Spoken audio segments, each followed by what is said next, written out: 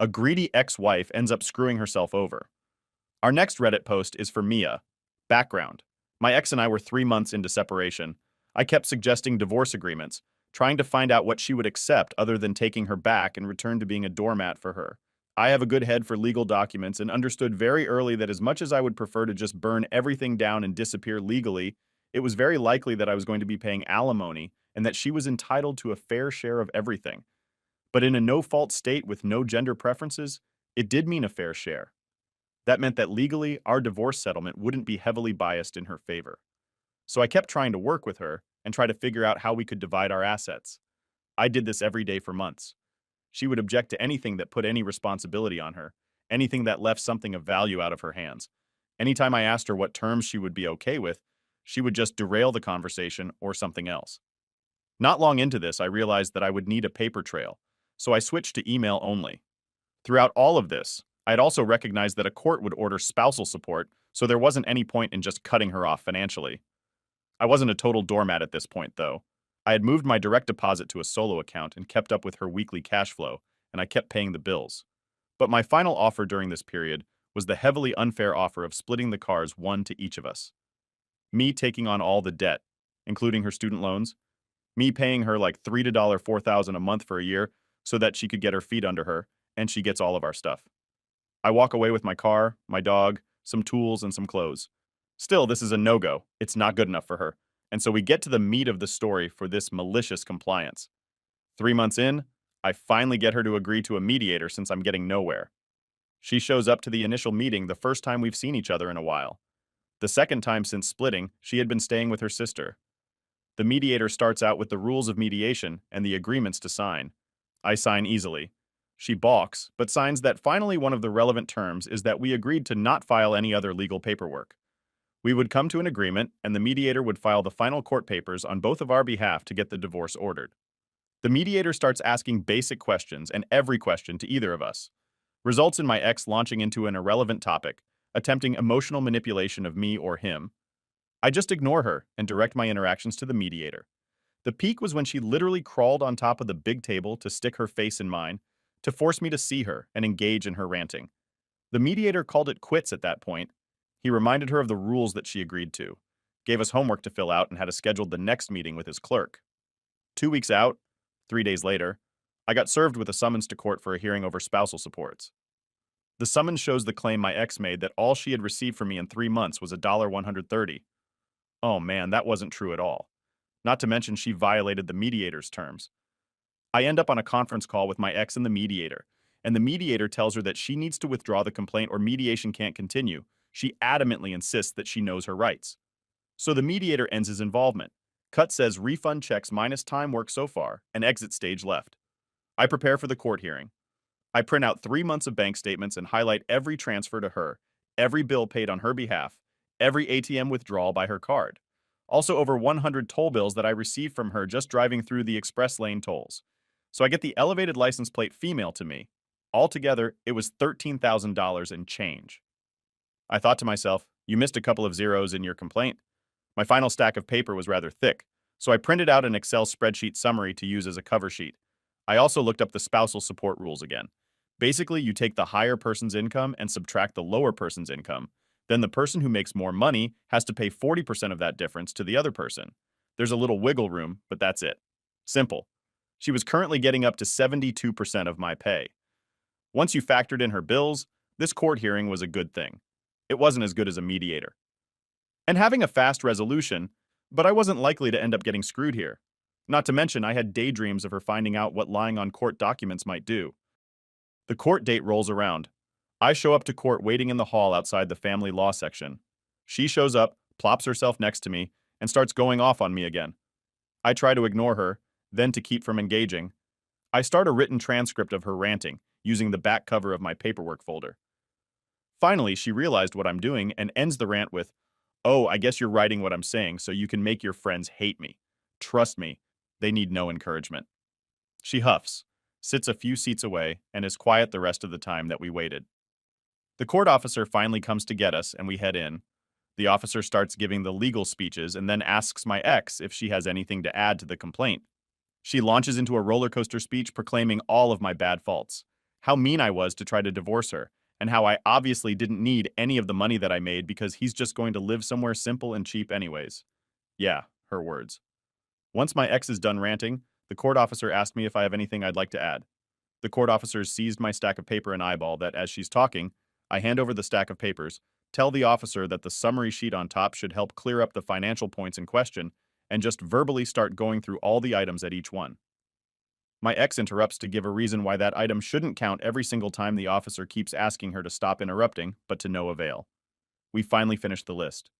The officer is shaking her head slightly and says, "Mr. OP, this court process is to ensure that both parties are doing the right thing. So all of this," she says, gesturing to my stack of papers, "needs to stop right now. We will garnish your paychecks for the amount specified by law and send that to her instead." I know that this is a win. I knew that it was going to be, but she didn't. She sat there all smug as we got into the calculations. I know that she was thrilled at the idea of getting a court check directly. It sure would show me everything wrapped up. We got the totals, signed the papers, and I handed over a check for the first payment, and the officer got up to make copies of everything. I asked the officer if I could wait in another room while she got the copies, and she agreed while giving my ex a bit of a side-eye. I got my paperwork first with the officer saying it might take a few minutes for her to get her paperwork, but you're free to go. I got the hint and left immediately. I got in my car and immediately called my cell carrier and canceled her phone. They asked me, does she want to set up her own plan? I can't answer that. I'm hoping a court order to remove her from my accounts. Okay, they said. Then I just worked down the remaining subscriptions that I was paying for that she used. I even had all the bills in front of me from the court documents with the account numbers and customer service numbers right there. I was done and driving home when she started blowing up my phone with incoming emails demanding to know what I was doing. Then text from her sister's phone, then calls. I just grinned and didn't answer any of them. She stopped after an hour or so and gave me a few hours of silence. Then I got an all-caps email with a screenshot of the Netflix inactive account message. Oh my God, even Netflix. I admit it, I giggled. The fallout wasn't over, though. A month later, after she realized how much less money she got from me after winning her case, she filed an appeal. It was denied due to a lack of a reason. A month later, she filed a complaint that I wasn't paying her car payments. This was just an excuse to get into court. I had been paying it, and I was also pretty confident that even if I hadn't, she didn't know how to get into that loans account. She legally could. She just never had cared to learn how. This time I had a lawyer and we both went to courts. My ex was joining by phone. The officer paused before calling my ex and tells my lawyer, "This lady's a piece of work. The validation of that statement will always remain with me." The call goes predictably. My ex makes irrelevant rants. The officer keeps shutting her down. Finally, the court officer asks my ex for proof that I wasn't making my car payments while she's holding documents proving that I had been. My ex nearly screams, "I just know that he is in so that he can hurt me." The officer replies I am holding proof that he has paid it and is satisfying his legal obligation. This complaint is dismissed. Thank you, and hangs up on my ex. Then down in the comments, we had this story from Captain Cinders. My brother went through a breakup and made a generous offer to pay for his kids' upkeep. His ex decided that wasn't enough and insisted they take the legal route. My brother happily agreed because he had already worked out what they would assess his payment to be. Yep, they determined that he was overpaying. She tried to backtrack, but once the courts determined what he should pay, that's what he had to pay. Then came the divorce. My brother offers to give her the house free and clear as a home for his kids plus child support, and he would walk away with the remaining cash to set up his new life again. This wasn't good enough for her, and she insists they go to the courts. We found out through a third party that she was boasting that she was going to take him to the cleaners. She wanted the house, half the money, and child support, and she just knew the court would rule for her. So they went to court. She even hired a lawyer to fight in her corner, who apparently looked at my brother's proposal and told the judge that he found it to be sensible and equitable. Strangely enough, the judge agreed. So the ex got the house and no cash. The story doesn't end there. As part of the settlement, they each had to declare all financial details to the court. And my brother knew that she had a secret credit card with £15,000 of debt that she didn't declare. If she had declared it, then legally the debt would have been half his, but she kept it quiet. Why? Embarrassment, we assumed. So she'll get the house and no cash. But now she has this secret debt that she can't pay off. So she panics and starts saying that she wants to claim future earnings, pensions, inheritance, etc. My brother made her an offer of $15,000, but she had to sign away all future claims to his money. She snapped it up. 2 years later, my brother inherits £500,000. She cannot claim a penny of it. So by assuming that my brother was trying to screw her, she screwed herself every step of the way. Our next Reddit post is from I Was the Chubby Lady. This all happened about 8 years ago. I was a waitress for a village and I worked the morning shift because it had the most business. Now this was back when smoking was still allowed in restaurants, and we had a smoking section and a non-smoking section. Our seating chart was designed for this in mind. Now, on Sunday, we had a wonderful church rush that would pack the entire place for hours. So Sunday was totally non-smoking until 3 p.m. On the weekends, we would have about 8 servers. This meant the smoking side had 2 servers while the other side had 6. So if you worked the smoking side, you had 10 tables to take care of, while the other servers had 4. Management knew that I was good at what I did and would always put me in the biggest section on Sunday so I could take care of all 10 tables. No problem. Now servers always talk about their tips, and without fail, I always made more than anyone else. This caused anger from some of the newer servers, and they said that it was because I always got the better section. Management came to me and told me what was going on, and that's when we decided on malicious compliance. Okay, you can have my section, and next Sunday I'll take the small section, but since I'm on the other side of the restaurant, I won't be able to help you much. I then got to enjoy a less stressful Sunday, did my job like normal, turned my tables, and made a ton of money. The other server was running around like crazy and not getting much done at the end of the shift. They learned they had made less money in tips in the week before because of how bad they were taking care of their tables. And the church crowd is horrible if you aren't taking care of them right. It was always great to hear the news servers say you can have your section back. I don't want it ever again. This wasn't a one-time thing either. This happened many times over the 5 years I worked there. Every time it happened, I still made more money. Every time a new server complained, I just smiled, said, "Go ahead and take my section. I could use a break." Our next Reddit post is from Dobbin. I'm a 20-year-old male who works at a very popular restaurant in a very snobby area. My main job is to assist the servers in any way I can, so they only have to worry about sweet-talking the customers. I do all the heavy lifting for them, and whether it's cleaning their tables or taking their drinks and food to their tables, I'm doing it that way. All they have to focus on is making the customers laugh. They get tips that range from $17 to $40 per table, while I make $8 an hour and get treated poorly. My manager came up to me in "I am better than you" mood and told me to deep clean the floors, ice makers, walls, trash cans, and racks, and to not come to the front for any reason. I'm very annoyed at this because none of those things are my job duties. We have a staff that deals with all the cleaning of the back, so it didn't make any sense to have me do it. These tasks would have taken me an hour and a half max, but I was feeling a bit cheeky and decided to really deep clean the bag until it was spotless. About 30 minutes later, the same manager comes up to me and tells me there are 4 tables that need cleaning and 2 other tables just sat down and I need to bring their drinks to them. I looked at this man with the stare of a 20-year-old who has no bills to pay, and I say, "No, I'm not done cleaning." He looked shocked and responded angrily, "You can finish later." They need help, and I countered with, "No, it's filthy here. We don't want a health inspector to just walk into the filth, do we?" My boss storms off like a toddler who didn't get their candy. 2 hours go by, and I'm on my hands and knees scrubbing as if working for a chef Gordon Ramsay himself. The same manager comes back again with a smirk and says, "Wow, this looks like it's going to take you all day long. Maybe you should come to the front and help the servers since there's a huge sun rush." I replied with, "You might just be right," and I go back to cleaning and he storms off again. Fast forward to 2 minutes before my shift ends. My knees, legs, and fingers are all aching from cleaning. I shuffle my way to the front where my manager has been waiting for me and he says, "You finally decided to come help, huh?" And I just look at him without saying anything and clocked out. And then I tell him, "Sorry, I'm not clocked in." Then I walked out to my car while he was blowing up my phone. I didn't care. I had 5 days off back to back, and he can't fire me since I did as he told me to. The moral of the story is don't think that you're better than someone that has nothing to lose. That was our / malicious compliance. And if you like this content, check out my podcast where I publish the exact same episodes. Also, hit that subscribe button because I put out new Reddit videos every single day.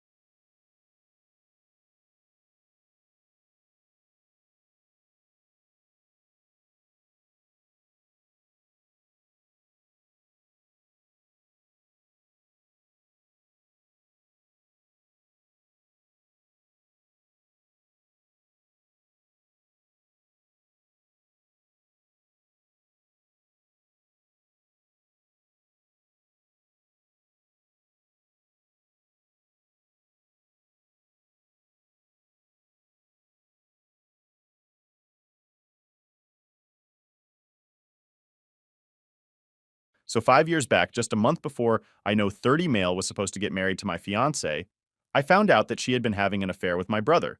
And the only reason they were even coming clean to me about it was because she was pregnant and wanted to keep the baby. My ex-fiance, Karen, 30 female, and my brother Chris, 43, had apparently been sleeping together ever since Karen and I had been engaged. Karen and I have been together since our junior year of high school and had been together through college as well. So getting engaged was obviously the next step since we had been together for so long. Yeah, inside of that, after we got engaged, she decided to cheat on me with my brother.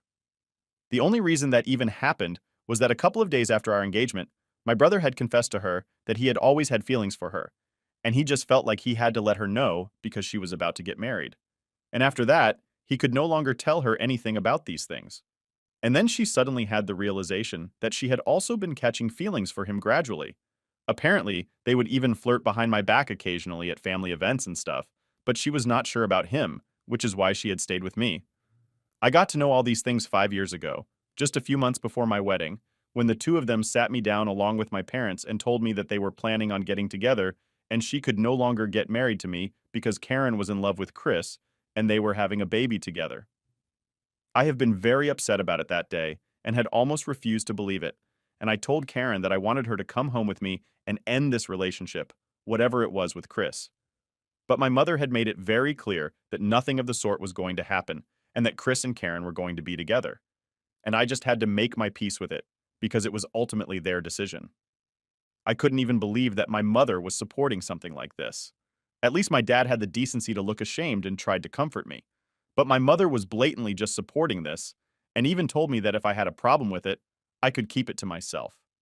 Because Karen was pregnant and I had no right to bother her when she was in such a delicate condition. My mother was just crazy about finally having a grandchild in the family. So she could hardly care about what I was going through and fought with me too, for now to justify what was going on. After the confrontation that day, Karen moved in with my family because her own parents did not want to speak to her anymore after she had told them the truth. We obviously had to cancel the wedding, and my parents covered the cost of it, so I did not have to worry about any of that either. However, I got cast out from the family because I refused to speak to them. And for the past 5 years, we have had absolutely zero contact. The only person who I had even bothered to try and reach out to me was my father, but I wasn't even bothered in speaking to him. So there's been radio silence from there, and after I cut ties with them, it took me a really long time to get over what happened to me because Karen and I have been together for a really long time. I have loved her truly, so it took me a lot of therapy to get over it. And even now, I wouldn't say that I am truly fully over it, but I'm dealing with it. The rest of the family had kept in touch with me, though, and I did find out from them that she had a son with my brother. And just a month after she gave birth to her son, a paternity test confirmed that it was my brother's child and not mine. So there was no need to contact me after that either. And they ended up getting married and have been together for the past 5 years. I had assumed that everything was going well for them. But then, about 1 week ago, my mother called me out of the blue, and it took me by surprise because she had been the one who had been the most in favor of Karen and Chris, like an unhealthy level. So just out of curiosity, I decided to call her back after she sent me an email saying that she needed to speak to me urgently. When I called her, she delivered some pretty bad news to me while crying, and I learned that my brother had unfortunately been in a really bad accident. It was a hit and run case, and unfortunately, because of the impact, he had slipped into a coma, and there was no telling how long it would take for him to recover. This had happened last week itself, and just 3 days after the doctors had said that things were pretty critical right now. My mother had decided to call me up and informed me about it. At first, I thought that she was going to ask me to visit him and be there for the family, which I would have been ready to do because, in spite of everything, I think that this is a huge deal, and it would have still been a reasonable enough expectation to have for me. And I don't want to turn my back on somebody who is in such terrible condition. But then my mother went off in another direction altogether and said that she wanted me to be there for Karen and my nephew. I didn't even understand what that meant. And then she told me that she now expected me to step up and be there for them in my brother's place. When I asked her to elaborate, she told me that now that Chris was basically not even there anymore, I had to be there for Karen and her child in every way whatsoever. She did not mean just financially, but she actually expected me to step up and move in with them so I would be able to take care of them. She said that she would have taken them in herself, but she was not getting any younger and it would be too much work to take care of all of them. And that's why she was calling me, to let me know. And she expected me to make a decision on the phone call itself. I obviously lost my temper because for 5 years, she did not speak to me. And now, when she was finally talking to me, she expected me to do something so big I could understand that Karen and her son were all on their own right now, and they needed somebody to be there for them. But that somebody should have been someone from their immediate family and not me, somebody whom she had betrayed, and then not even bothered to apologize to. So obviously, immediately that told my mother that I was not going to do any such thing and that she was foolish for even expecting me to say yes to that. And then she started arguing with me on the phone. I didn't have any time to waste. I was already pretty pissed off, and I did not want to ruin my mood while speaking to her. Even more so, I just hung up, and then I blocked her once more. I tried to go about my day as usual after that, but I just couldn't stop thinking about what Chris and Karen were going through, and I really felt bad for them. But I obviously was not going to do what my mother had asked me to and take my brother's place in that family, because that was just weird. He was still around, but it was not like he had passed away already, and she was acting like he was gone. I was feeling very iffy about this entire situation. So later that day, I decided to call my father instead, because I thought that he would be more reasonable than my mother. It was very awkward to speak to him after 5 years of no contact. But after some small talk, I asked him how Chris was doing, and he told me that things were not looking too good right now. And then I told him about the conversation that I had had with my mother earlier that day, and I expected him to have some reasonable insight. But instead, he also said that my mother was right to expect that from me. That really took me by surprise because my dad was usually the more level-headed one out of both my parents, and now even he was saying such weird things. When I asked him if he really meant that, he told me that he did, and said that Karen and I have had a history anyway, and I'm also part of the family no matter what our relationship for the past 5 years has been. Ultimately, I am blood, and if they can count on anybody to step up for the family, it should be me. And my mother's expectations are not exactly unreasonable. That really threw me for a curveball, and right now, I honestly don't have any idea what to do. For the past week, I've been avoiding speaking to anybody from my family, even my other relatives, since I'm just afraid that somebody will bring this up with me and then I'll be forced to explain my decisions. I also kind of feel like the bad guy here because I'm refusing to step up for my family, and I know that they really need me. If not financially, then at least emotionally. I just honestly have no clue what to do. And I know that what my mother is asking of me is really weird and unreasonable, but at the same time, I feel bad for rejecting it outright. I haven't even been down to the hospital to see my brother because I just feel so weird about this entire situation. Neither have I been able to speak to any of my friends about this since all of this is so personal. They know how things have been between my family and me ever since my wedding got called off. But this is something a little more strange than that, honestly. And that's why right now I'm posting this here on Reddit, because I really think I need some objective opinions about what I should do, and be it my friends or family. Everybody is going to have some sort of biased opinion. I really need advice because I think I'm going to lose my mind if I don't find an acceptable solution to all of this soon. I honestly feel like I'm going back to that phase of my life where I was constantly thinking about Karen and Chris right after I found out that she had been cheating on me. And that was a really dark era, and I don't want to go back there since it has taken me a lot to snap out of it. So please, whatever anybody has to say, no matter how harsh the opinion might be, please just tell me so I can at least distract myself. So am I the a-hole for refusing to go see my family and step up for them after my brother got into an accident? Update 1. Hey guys. So I decided not to go see my family for the time being. It's really too much for me right now. I didn't even realize exactly how bad my anxiety had become in the last week, just because of the things that my parents were telling me. But I'm back on my anti-anxiety meds right now, and trying to cope with everything. A lot of people have showered me with love and support in the comments section of my original post, and even reached out to me personally in my dreams to let me know that they were there for me, and that I'm not alone, which I am supremely grateful for. Thank you so much for that. I've also spoken to a couple of my close friends and confided in them about what's going on because I really don't think that I can deal with all of this on my own. And they have also told me that I can speak with them whenever I need to, just to get it all off my chest. They have also told me that my decision to not go and meet them right now is the correct one to make, because at this moment, it's the best decision that I can make for myself. And I have to put myself first, no matter what anybody else is going through in life.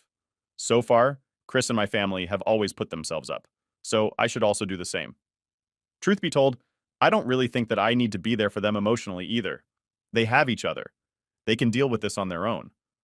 I was the one who had absolutely nobody from my immediate family being there for me in the aftermath of the wedding, getting canceled, and finding out that I had been cheated on. My own parents had turned against me and had picked my brother over me, even though he was the one who had been in the wrong, and he should have been the one to get lost out of the family.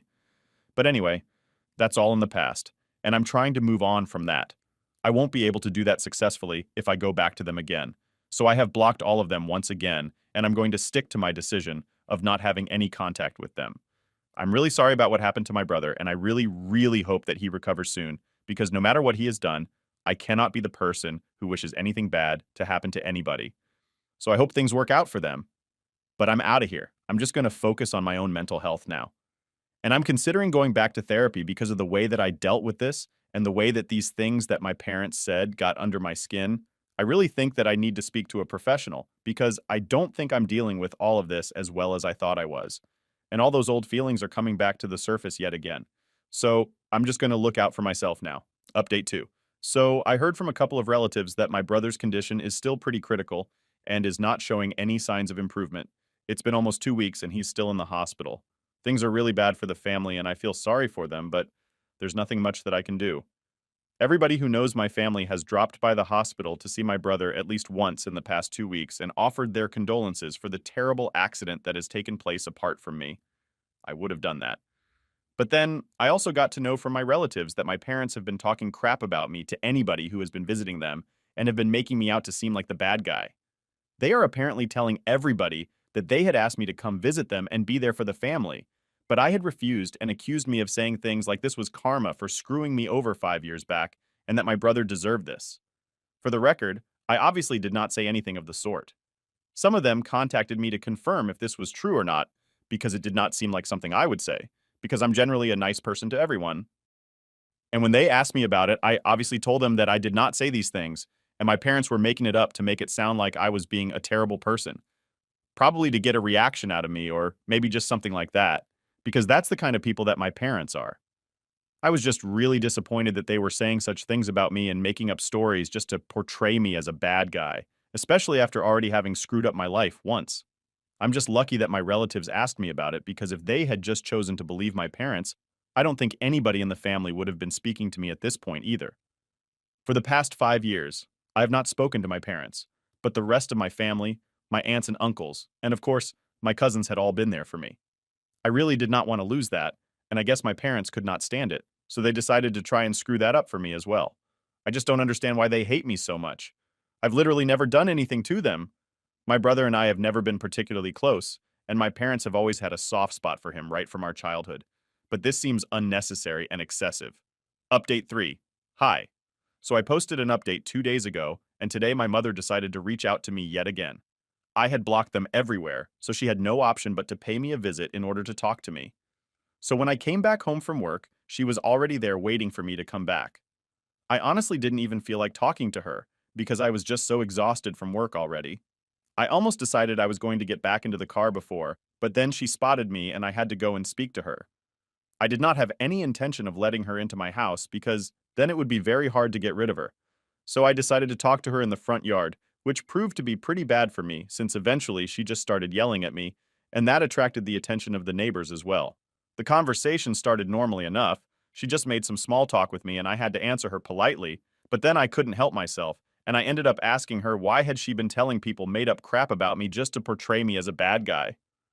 I told her that it was not fair to me because I hadn't ever wished anything bad to happen to my family, even after they had treated me like this, and I honestly just wanted to move on with my life. But they were making even that really hard for me. I've been keeping these feelings to myself for a really long time, so when I saw her, it just came out of me and I couldn't help myself. In the end, I just told her that after everything that had happened, it was very difficult for me to think of them as family because they had never treated me like that, and I was very disappointed by their behavior. So whatever it is that she had come to talk to me about, it could be done later because I just came back home from work, and I was really not in the mood to fight or talk to anybody about anything that was too emotionally exhausting. She had been hearing me out calmly until that point, but when I told her that I did not want to speak to her at that moment, she got really pissed and said that she was just here to apologize for the very same things that I had mentioned, and said that she and my father had been thinking straight. They had been pretty pissed off by my response initially, because I had refused to step up for my family and even visit my brother while he was in the hospital. But then they had realized that they hadn't exactly treated me well in the past 5 years, and that I was obviously very upset about that. Even now, and that's why I was not visiting. She had come here to talk to me and tried to sort things out between us because she felt that at this time the family should stick together just for the sake of emotional stability. But after I had told her that I did not want to speak to her, she changed her mind and decided that she was going to yell at me instead. She told me that apparently I should just be grateful that I still even have a family, because after the way that I had reacted when I heard of my brother's accident, she had half a mind to cut me off and make sure that the rest of my relatives also stopped speaking to me permanently. I didn't understand what she was talking about, so she explained that apparently she believed that my reaction had not been sad enough when I had learned of my brother's accident. I didn't even know what she had expected me to do. And she said that she had thought that when I had been told of my brother's accident, she had expected me to at least show some emotion. But I just sounded very indifferent on the phone call. Obviously, no matter what our personal relations are, some news like that was definitely going to affect me, and it really has. As I had mentioned earlier, I do not wish it upon anybody, and that includes my family, in spite of our personal relationships. So I was definitely upset when I heard about his accident. Maybe that had not come through on the phone call because she couldn't see my face, but her reasons were just completely baseless and illogical. She even went on to say that the fact that I had not been there for Karen and my nephew and stepped up for them in my brother's place just showed how little I cared for the family. She was just making things up yet again to justify how they were acting. And I really think that my parents have started to lose their marbles because these things are completely weird and unnecessary. Anyway, after she started yelling at me, I lost even more interest in speaking to her, and I just decided to go inside my house and ask her to leave. So after some time, I unlocked the door to my house and I went in while she was still yelling at me. She tried to follow me inside, but I shut the door on her face and told her to leave because I was seriously pissed. I did not want to interact with her anymore. She argued with me, but I told her that I would call the police. And that's when she finally left. But not before she cussed me out and said that I would face the consequences of this soon. I don't know what that means. I'm not even interested in getting to know what that means. I just want to relax and move on with my life. Update 4. Hello. So it's been 26 days since the accident. My family finally have some good news to share with everyone today. Obviously, they did not tell me about it personally. I got to know about it from my cousins. But the good news is that my brother is finally showing some signs of improvement. He's not in a coma anymore and is responding better, so that's a good sign. I really hope he's able to make it and that he just improves his point onwards because the last month has been really stressful for everyone as a family, including me, in spite of the fact that I'm not even part of the family anymore and have been cast out long ago. But the way that my parents have been after my life in the past 26 days, that's really shown me that they are unhinged. And I think they were just taking out their frustration on me after my last interaction with my mother, which I had talked about in my last update. I did not hear from her for a couple of days, but then my father called me up to beat up me instead. He used a different number than the one that he usually uses, so I was not able to tell him it was him. When I answered the call, he started yelling at me almost immediately so that I wouldn't even have time to hang up when I realized that it was him. He was very clever about it too. He tried to catch me off guard so that he would have the opportunity to scream at me instead of calling me any normal time during the day. He decided to call me at 5 in the morning when he knew that I would be sleeping and I would have to wake up to answer his call, and my brain would be all foggy. So a couple of days after my interaction with my mother, my dad called me up at 5 in the morning, and after almost 3 phone calls, I finally answered the fourth one, and he immediately started yelling at me about what an ungrateful child I was and how he was wishing that I had never been born. He said that he was going to make sure the rest of the family never spoke to me again because I was a terrible human being for not even bothering to come to see my brother in the hospital when he was suffering so much and not being there for the family. After ranting for almost 5 minutes, he was the one who hung up because I was still trying to process everything that was going on. By the time I was done with that, he had hung up the phone and blocked me. At the time when it had happened, it was not very funny. But then now I find that pretty funny because my parents are just so desperate to make me seem like a bad guy and yell at me for arbitrary things that they are willing to go out of their way and to such extremes just for these reasons. I've already said that I believe that they were taking out their frustration on me. They just needed to escape court, and as usual, I had to be there for the family. But it's fine because my father could not succeed in turning the rest of the family against me because they know that I'm not wrong. And I also know what happened 5 years ago. Anyway, now that my brother's condition is improving, I just hope that they get off my back and just focus on him. Update 5. Hey everyone. Wow, it feels so strange to be back here after almost 3 years. It's like stepping into a familiar room that you haven't seen in ages. So much has changed, and mostly for the better. Let me fill you in on all that's been going on with me because it's been quite the ride. First off, I moved to Germany. Yes, you heard that right. Germany. I've been living here for about a year and a half now because of a new job opportunity that came my way. It's been an incredible experience, living in a new country, learning a new language, and just soaking in a totally different culture. But that's not all. I've also started seeing someone new here. I met my girlfriend about 8 months ago, and let me tell you, it's been nothing short of blissful. She's wonderful, and we've been having the best time exploring the city, trying out new foods, and just enjoying each other's company. It's been really great having someone by my side during this big change in my life. Now, on to family stuff, which has been interesting. Over the past 3 years, I've had absolutely zero contact with my family, and honestly, it's been kind of a relief. But I've stayed in touch with some of my other relatives, the ones who have always been kind to me. So, it's not like I've cut everyone off. My brother, well, he's been through a lot. He had a pretty serious accident a while back, and it took him a long time to recover.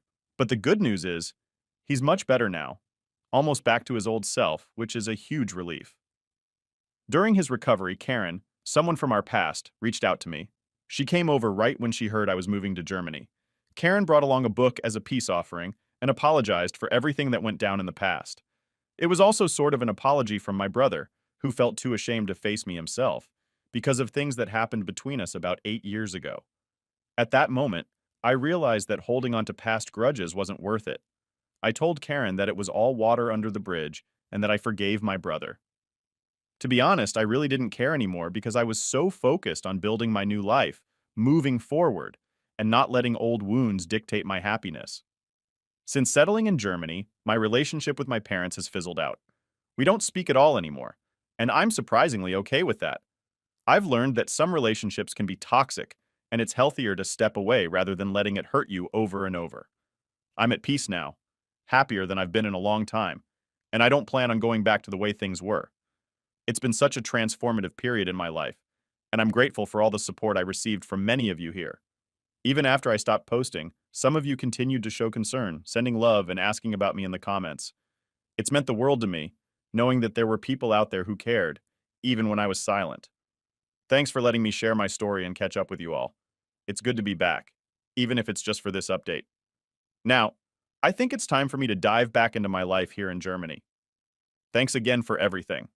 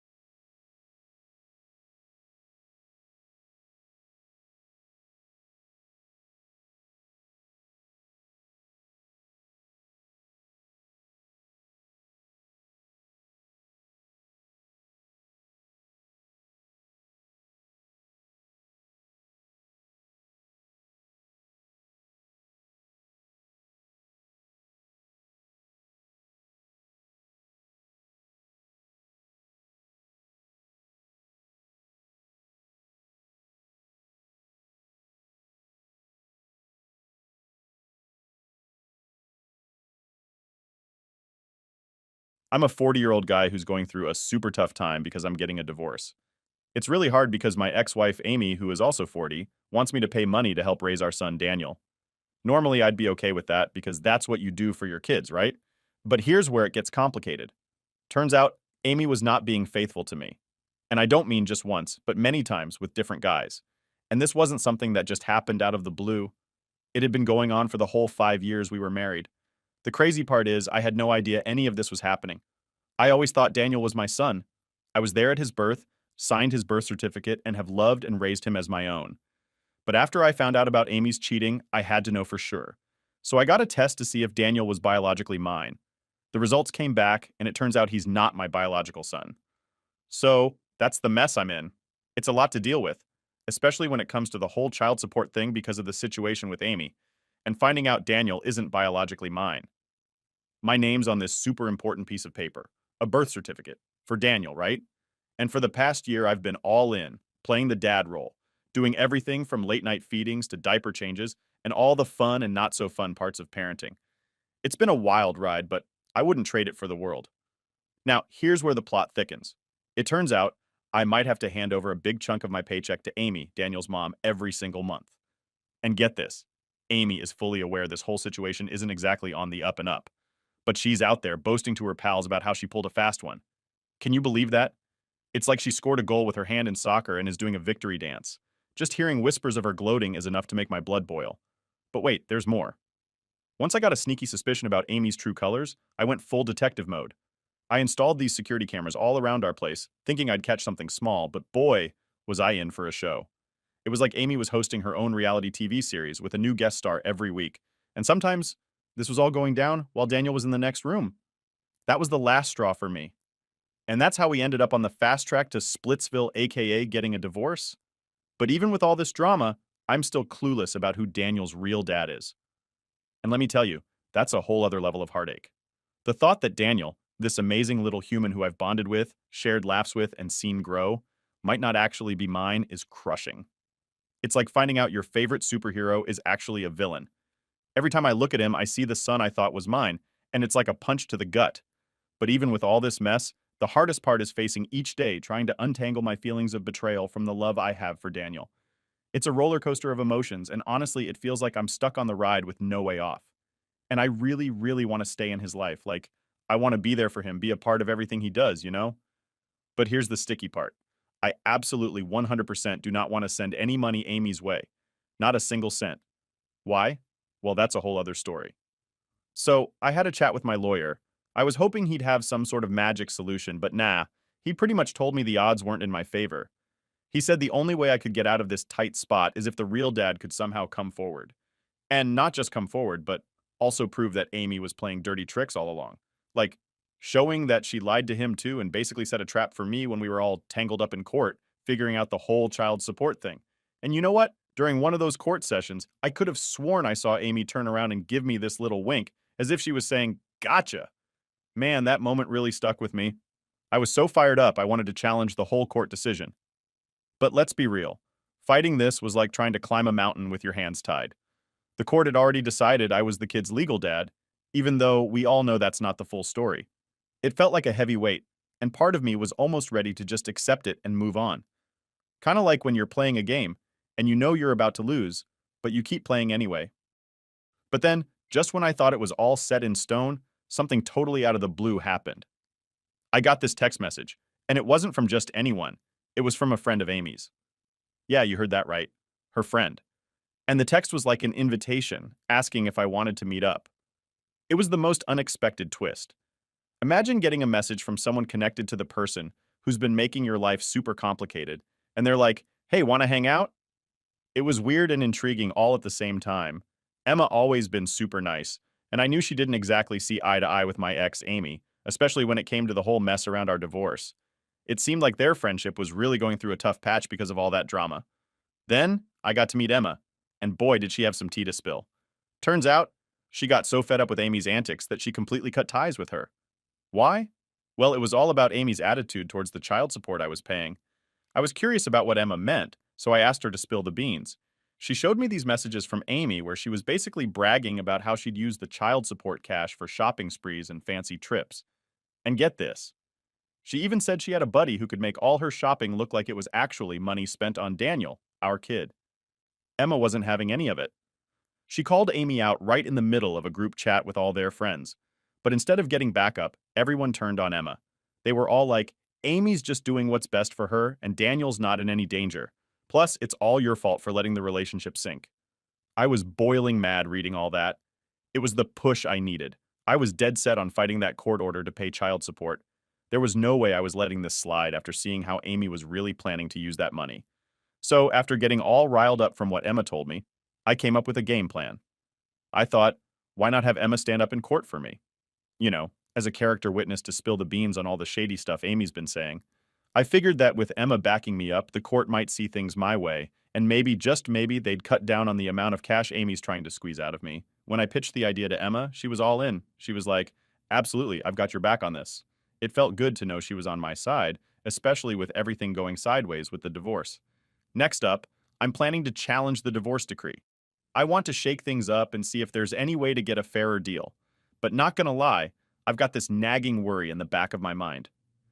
Amy's behavior has been all over the place, and I can't help but stress about how all this drama might impact Daniel. On one hand, I'm hoping to cut down the child support, but on the other, the thought of taking full custody of Daniel and raising him by myself? That feels like a whole different ballgame.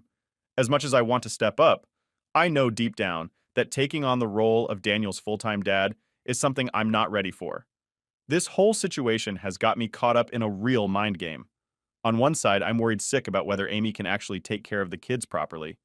It's like this constant gnawing feeling that makes me question if I'm making the right move by pushing forward with this legal battle.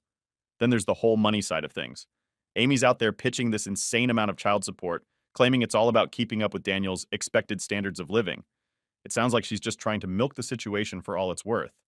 If I just roll over and accept her terms, it's going to hit my wallet hard. But the more I think about it, the more I realize that if I don't stand up now, I'll be dealing with the fallout of this financial strain for who knows how long. It's like being stuck between a rock and a hard place. Do I take a stand and fight for a fairer deal, knowing it might stir up more drama? Or do I just suck it up and deal with the financial hit? All the while worrying if Amy is actually putting Daniel's needs first. It's a tough call, and no matter which way I lean, it feels like I'm gambling with more than just money. It's our lives on the line. What should I do, Reddit? Update 1. So, after hearing what everyone had to say, I've made up my mind to push forward with the case. Plus, I've been tossing around the idea of maybe getting shared visitation with Daniel. But the sticky part is, since the whole affair mess didn't directly involve Daniel, it's a bit of a long shot that it'll really flip the script for us. Yet, I'm kind of hopeful that having Emma stand up in court and lay it all out there could make a real difference, especially with how the child support payments are figured out. The goal here is to make sure there's a tight watch on how my ex uses that money. I'm dead set on making sure not a dime of that child support ends up being a freebie for her to spend on herself. Update 2, here we go. The appeal's still in the works. But guess what? There's been a twist in the plot. Emma got in touch with me again, and it turns out another one of Amy's buddies has had it out with her. And this person? They've got some intel that could totally change the game for me, possibly even opening a door to sue for paternity fraud. They've got a lead on who might actually be Daniel's dad. Here's the scoop. Amy had a heart-to-heart with this friend while she was still pregnant, spilling the beans that she knew all along who the real father was. The catch? This confession happened because the real dad is someone this friend works with, someone she's pretty tight with. And now, this mystery friend has gone and passed the guy's contact details to Emma, pushing me to have a chat with him. It's like something out of a movie, right? Now I'm sitting here, thinking about the next move. Talking to this guy could really shake things up. This whole situation is turning into something straight out of a drama series, and I'm right in the middle of it. It could either be a huge win or a total disaster for me. If Michael, the guy who might actually be Daniel's real dad, is feeling any sort of way about Amy, or better yet, if he's been wronged by her too, I might have a solid case to sue her for paternity fraud. The idea of getting back at Amy in court is kind of satisfying, not gonna lie. Michael seems to be pretty chill about the whole divorce saga with Amy, almost like he's out of the loop with her current schemes. Yeah, I know, calling it Amy's roster might not be the classiest move. Guess I'm finding my sense of humor in all this mess. But moving on, I reached out to Michael. I tried to lay it all out for him as best as I could via text, making it clear I'm not out to start any trouble with him. The news that Daniel might be his kid hit Michael like a ton of bricks. He was totally blindsided. Turns out, he's just as eager to meet up as I am, if not more. He's looking to get to the bottom of this, figure out if Daniel is really his son. It's a lot to process, but it feels like we're on the verge of unraveling something big here. Update 3. Buckle up, because it's a wild one. Alright, so after finally meeting up with Michael, let me tell you, my view on my ex has hit rock bottom. Turns out she's pulled off some villain-level stuff. Picture this. She lures Michael into a one-night stand, no signs of her being married or anything. Sneaky, right?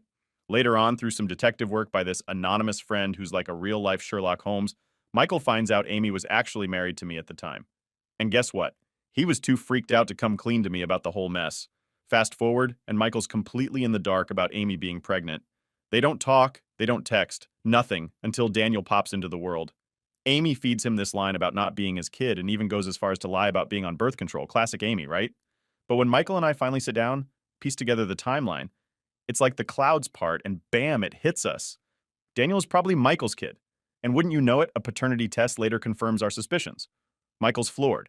He's missed a whole year of his son's life, and is fuming at Amy for playing us both like a fiddle. So, after hashing it out with Michael and getting the lowdown, I buzz my lawyer. He practically jumps at the case, saying we've got solid ground to drag Amy to court for paternity fraud. So here's the plan.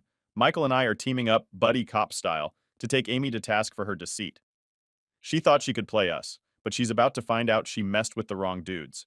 It's lawsuit time, and Amy's about to learn the hard way that karma's not just a concept. It's about to become her reality. Update 4, and it's big news. The latest in this saga? The case we've kicked off is making waves, and let me tell you, it's raining victories on our side. First off, the whole child support thing flipped on its head. Not only am I off the hook for payments, but now Amy's the one who's got to pay up for all the emotional chaos and damage she's caused.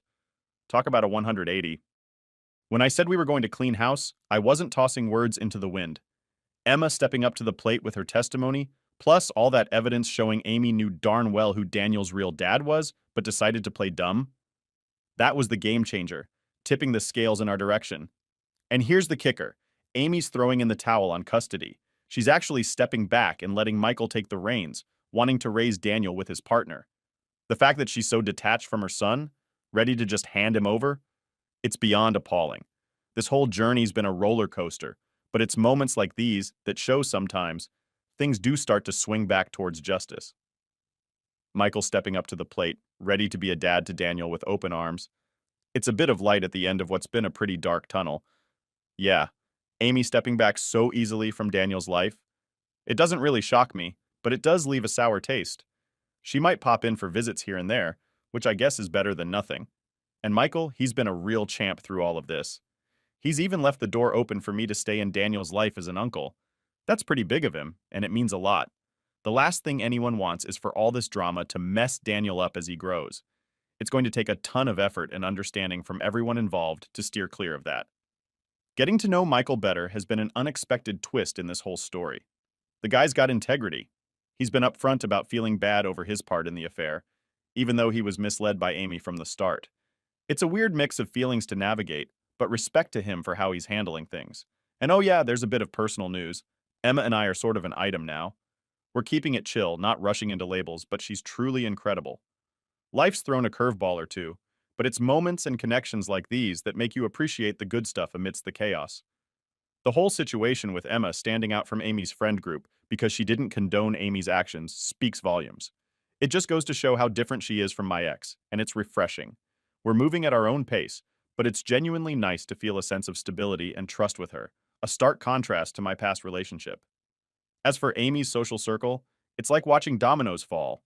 One by one, her friends are drifting away, most likely trying to distance themselves from the fallout of the paternity fraud scandal.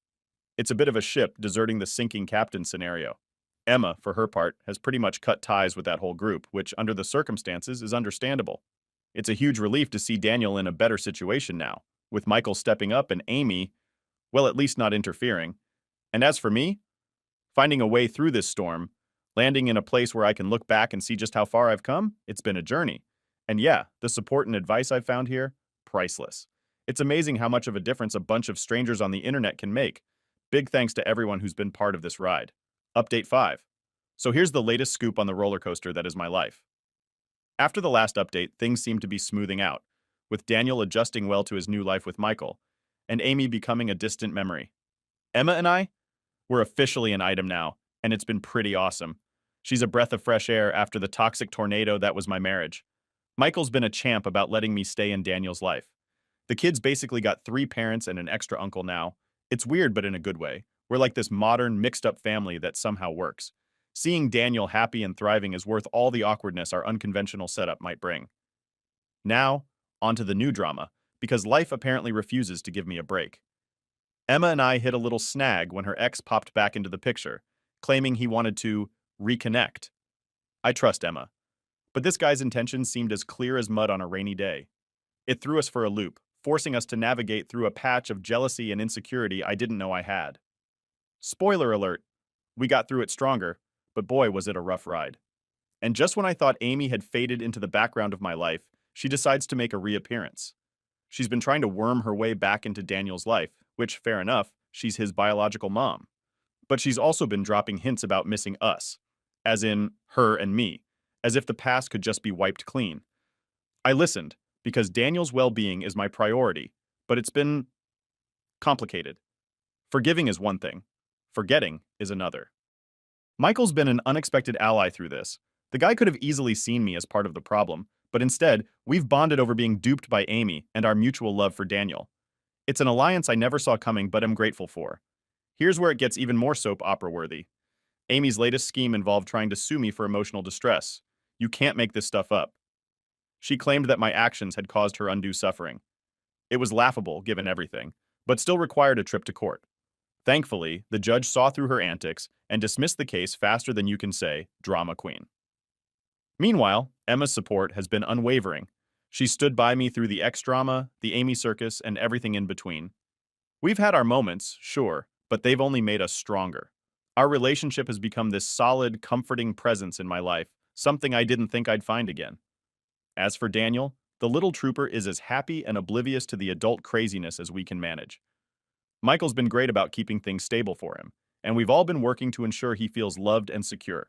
No kid should have to deal with the fallout from adult messes, and we're committed to keeping him shielded from it as much as possible. Oh, and in a twist of fate, I've become something of a local celebrity, thanks to a blog I started about navigating the murky waters of divorce, paternity fraud, and everything in between. It's become a space for sharing, healing, and occasionally, a bit of venting. Who knew my messed up life could offer solace to others? To wrap up this novel-length update, life's been throwing curveballs like it's the World Series of drama, but somehow we're hitting them out of the park. Emma and I are going strong, Daniel is flourishing, and even the Amy situation is manageable. I've learned a lot about resilience, forgiveness, and the power of moving forward, no matter what. Thanks for sticking with me, Reddit. Your advice, jokes, and occasional tough love have been more helpful than you know. Here's to hoping the next update is boring in comparison. But who am I kidding? Life seems to have other plans. Cheers to the next chapter, whatever it may bring.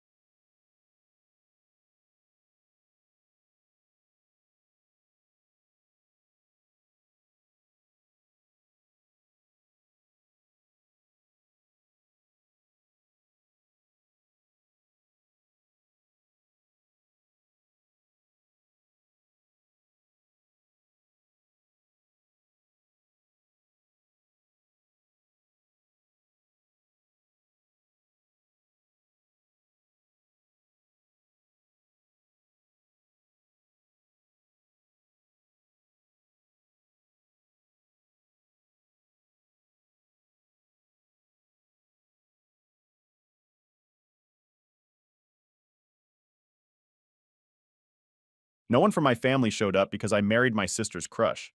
I ended up marrying the guy my sister had a major crush on back in their college days. She was totally into him from the get-go, always chatting about him. They were part of this super tight-knit friend group. One year, my sister was like, "Hey, come hang out with my family for Boxing Day." And that's when I first met this guy. That very night, things got a bit crazy, and we ended up hooking up. I felt super guilty afterward, but as time went on, my sister moved past her crush on him. She found someone else, fell in love, and got married just last summer. Meanwhile, me and this guy had this on and off thing going. There were moments when he'd tell me he loved me, and honestly, I couldn't shake him off my mind, even though I tried seeing other people. It just didn't feel right with anyone else. Because of this, I never really got into any serious relationships. They were all pretty blah. Then, at my sister's wedding, where she invited all her old college friends, I bumped into him again. He was like, "Why are we still pretending we're not into each other?" So we started seeing each other in secret. A year later, he popped the question. Telling my family was rough. Like, seriously? I've never felt so alone and disliked by them in my life. All because I married the guy my sister used to dream about. So here's the thing. I wasn't completely honest with my family about how me and my husband met. I told them we first clicked at my sister's wedding, but that's not the full story. The truth is, I've been head over heels for him for nearly 10 years, and we've been meeting up secretly every year since that one Christmas. Those secret meetups, best days of my life, hands down. Now my sister, she's moved on. She's married, just had a baby, and seems really happy. But when I told her about us, she was super upset. Said she hated me and didn't want anything to do with me anymore. My family felt the same. And there I was, feeling like the villain in their story. My husband, though, he's been amazing. He said he didn't care about having a big wedding. He just didn't want me to be hurt if my family decided to bail. He made it clear that falling for each other wasn't something we chose. It just happened. And what he wanted most was for me to be his wife. I still hoped, you know? I sent out invitations to my family, wishing they'd come around. But the big day came, and it was just my friends and his family who showed up. No one from my side. It hurts, but I wish they could see how happy I am and forgive me for choosing my own happiness in the end. So I've been getting tons of questions asking for the full scoop on my situation. Here's the deal. 1. About my sister's crush. My sister has always been super open about who she likes. So when she had a crush on the guy I eventually married, everyone in the family knew about it. That's a big reason why they were so upset with me. They thought I crossed a line because we have an unspoken rule. You don't go after someone your sister had a crush on, much less marry them. 2. I thought she moved on. I genuinely believed my sister was over him once she met her now husband. Seems I was wrong about that. 3. Family drama. Haven't talked to my sister's husband in a while, but word on the street is he's not thrilled about how she reacted to my marriage. It's causing tension between them, which in turn makes my family even angrier at me for causing a rift. 4. Sibling dynamics. For context, I'm the second oldest of 4 sisters, and we were all super close, practically best friends. The sister I'm talking about is the youngest. Imagine how betrayed she must feel, considering our tight-knit bond. 5. Lost in the online world. I've tried reaching out for advice on this mess before on a relationship advice forum, but couldn't find my own post again. 6. Sister's story floating around? Some people are hinting that my sister might be sharing her side of the story somewhere out there in the vast internet. Please send me the link because I have been searching since this morning. I really hope I filled all the missing information now.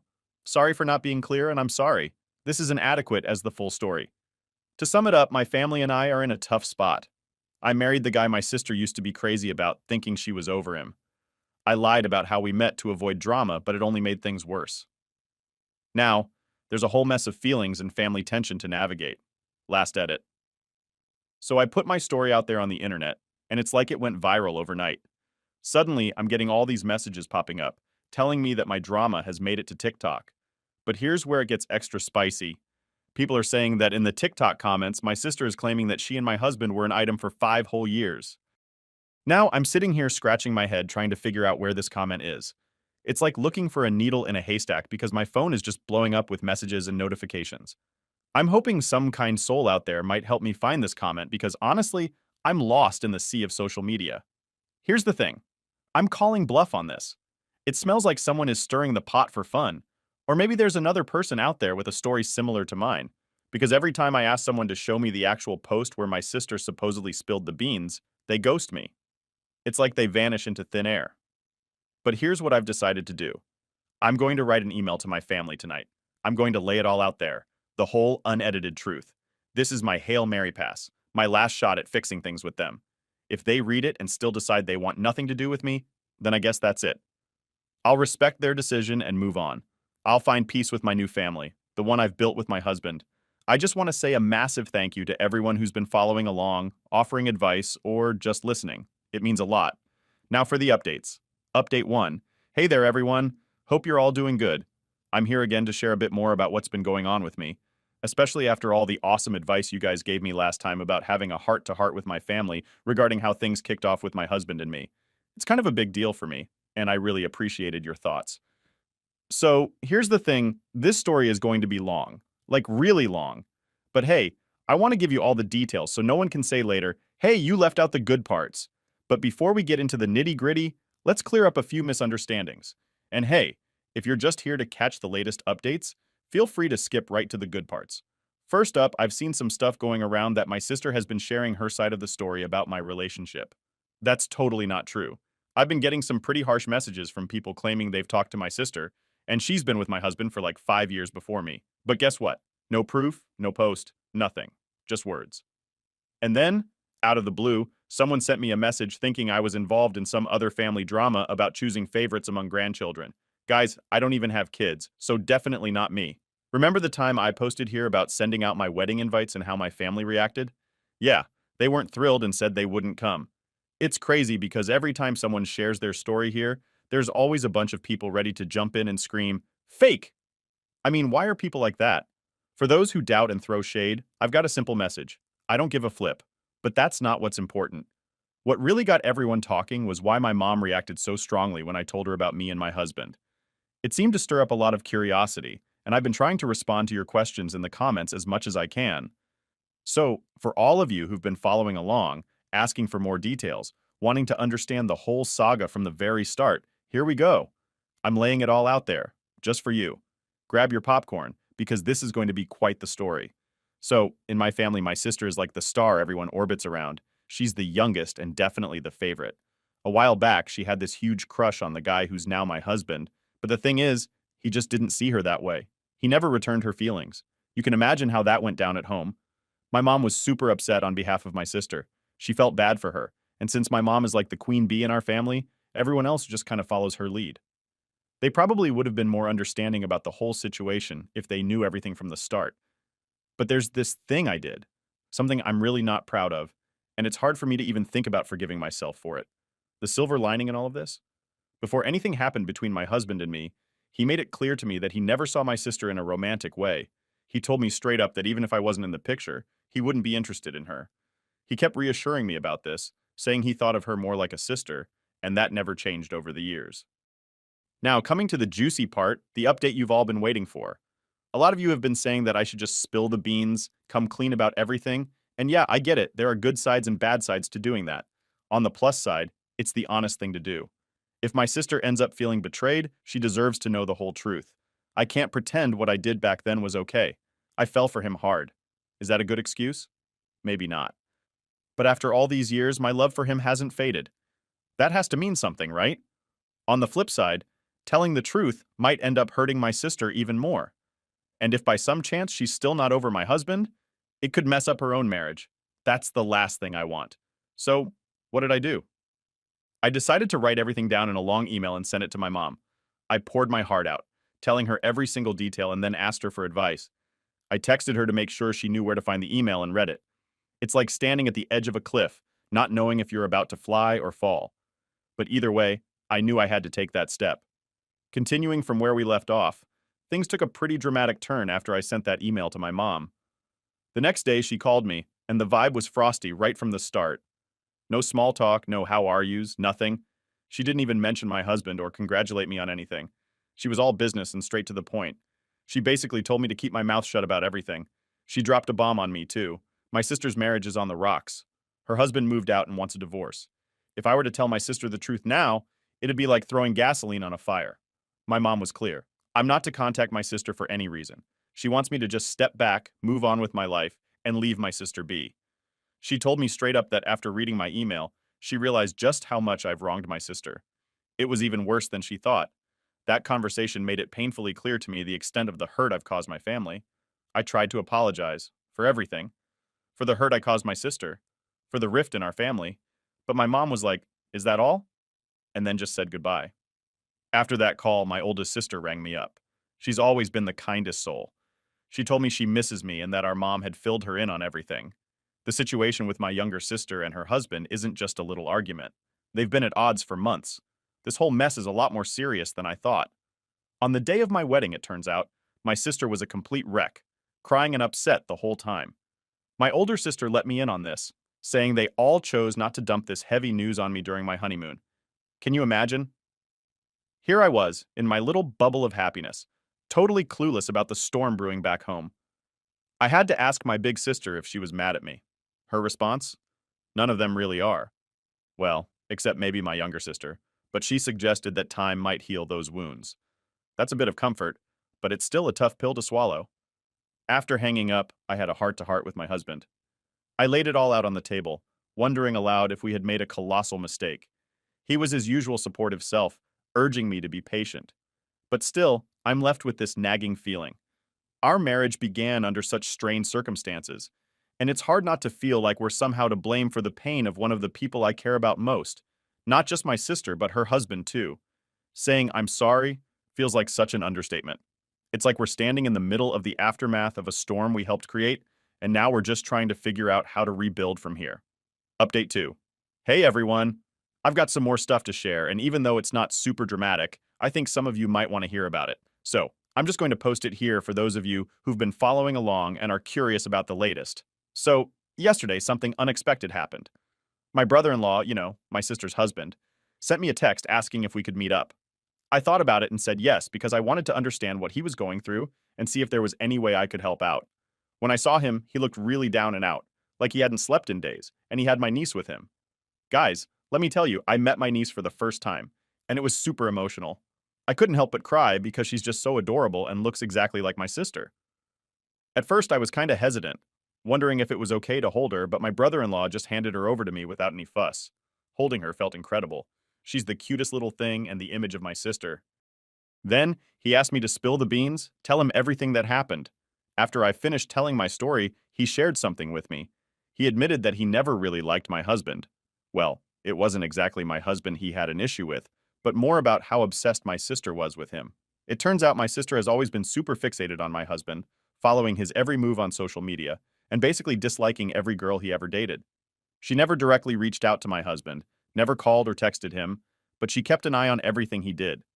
She'd even make comments about his looks, like if he gained or lost weight, grew a beard, or got more buff, all while her husband felt super uncomfortable and didn't like it one bit. So, my brother-in-law and I had this deep conversation. He shared with me how he had asked my sister not to invite my husband to their wedding because he could see how obsessed she was with him. But she didn't listen and insisted on inviting him anyway. Now, after everything has fallen apart, my sister is blaming herself, saying it's her fault my husband and I met because she was the one who invited him to her wedding. She thinks if she had just listened to her husband, none of this would have happened. Hearing him say all this was heart-wrenching. He was so upset and felt like he was failing their daughter by not being able to fix their marriage. He cried, and I couldn't help but cry along with him. It's a mess, and I feel guilty too, wondering how things got so complicated. My sister had everything she ever wanted, a husband who truly loved her, and the baby she always dreamed of having. I tried to suggest maybe giving her some time to get over her grief, to see if they could maybe work things out, but he just shook his head, seeming pretty sure there was no going back.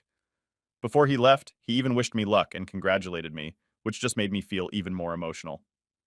After he left, I decided to email my mom to tell her everything that happened, hoping maybe she could do something to help my sister through this tough time. I'm still waiting to hear back. It feels like we're all caught in a really bad storm, and I'm just hoping we can find our way out. Final update. It's been a tumultuous journey since my last update. The roller coaster of emotions, the revelations, and the heartfelt conversations have all led to a period of deep reflection and, surprisingly, healing. I've taken your advice, support, and sometimes tough love to heart, and it's helped me navigate through one of the most challenging periods of my life. So, here's where we stand now.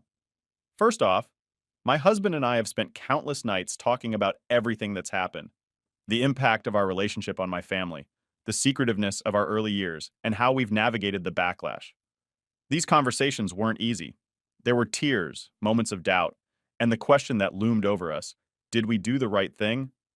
Through it all, our love for each other remained unwavering, but we've both acknowledged the hurt that our union has caused, particularly to my sister and her family.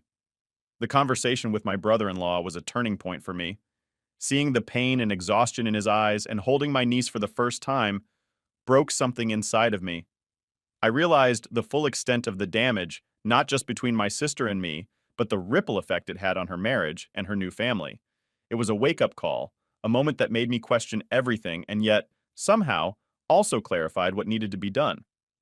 After much thought, I decided to reach out to my sister directly. It was the hardest email I've ever written. I poured everything out: the truth about my relationship with my husband from the beginning, my feelings of guilt and remorse, and my sincere hope for her forgiveness, not for my sake, but for the possibility of healing our family. I didn't expect a reply, and for weeks I didn't get one.